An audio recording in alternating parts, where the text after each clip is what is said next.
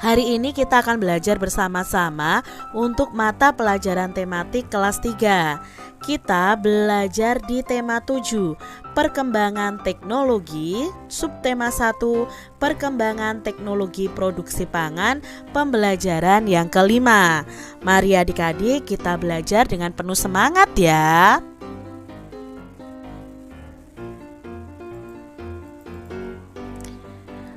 Perhatikan gambar berikut ini.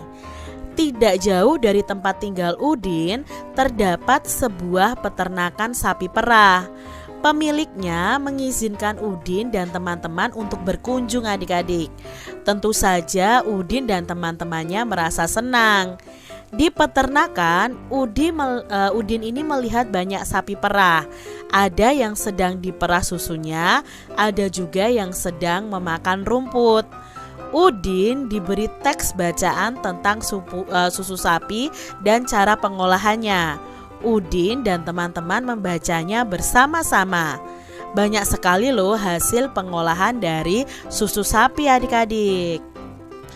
Pengolahan susu sapi. Susu merupakan hasil utama dari sapi perah. Susu sapi segar memiliki daya tahan hanya sekitar 5 jam saja adik-adik. Susu ini perlu diolah dengan baik supaya gizi dalam susu dapat dinikmati kapan saja. Pengolahan susu sapi dapat dilakukan dengan teknologi pangan. Nah, teknologi pangan ini penting untuk menghasilkan jenis makanan baru. Teknologi pangan juga menjaga agar makanan tersebut tetap awet. Susu sapi dapat diolah menjadi berbagai jenis makanan baru.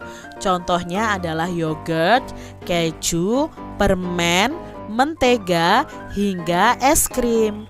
Hasil olahan susu sapi biasanya sangat disukai oleh anak-anak. Dalam proses pengolahan susu, yang paling penting setelah hasilnya adalah cara pengemasannya adik-adik. Pengemasan produk dapat menentukan daya tahan makanan tersebut. Nah, daya tahan susu yang dikemas dengan plastik yang biasa akan berbeda dari susu yang dikemas dengan kardus yang kedap udara. Nah, apakah manfaat dari teknologi pangan dalam pengolahan susu sapi tadi? Nah, manfaat teknologi pangan yang dalam pengolahan susu sapi yang pertama adalah gizi dalam susu sapi itu bisa dinikmati kapan saja. Lalu yang kedua akan menjaga makanan yang berbahan susu ini lebih awet adik-adik. Lalu manfaat yang ketiga, mengolah susu menjadi produk baru seperti yogurt, keju, mentega, dan es krim. Yang keempat, makanan berbahan susu akan lebih menarik bagi anak-anak. Itu ya manfaat dari teknologi pangan dalam pengolahan susu sapi. Adik-adik, amati kata-kata yang digarisbawahi pada teks pengolahan susu sapi tadi. Kita akan cari arti kata dari kata-kata yang digarisbawahi tadi dengan menggunakan Kamus Besar Bahasa Indonesia.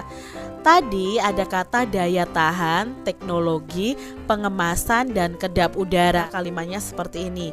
Susu sapi dapat meningkatkan daya tahan tubuh. Lalu yang teknologi, susu sapi diolah menjadi yogurt menggunakan teknologi fermentasi. Lalu untuk pengemasan, kalimatnya seperti ini. Pengemasan produk susu membuat susu menjadi lebih awet.